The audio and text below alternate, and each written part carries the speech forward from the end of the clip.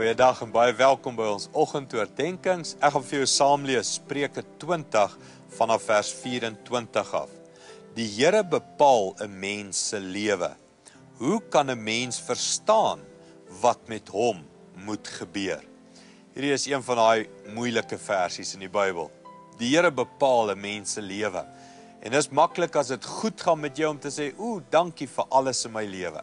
Maar die groot vraag is, en hartseer? Bepaal die Here ook hartseer in ons lewens? En dan die vraag, hoe kan 'n mens verstaan wat met hom moet gebeur? Die vraag van, Here, hoe moet ek verstaan hierdie hartseer? U is 'n liefdevolle hemelse Vader, U gee om vir my, ek bid, ek vra vir hulp, U bepaal tog my lewe, en hoe moet ek verstaan wat met my gebeur?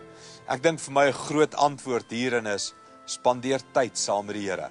Job het deur verskriklike hartseer gegaan, en toe hy tyd saam met die Here spandeer, toe begin die Here iets vir hom gee van verstaan.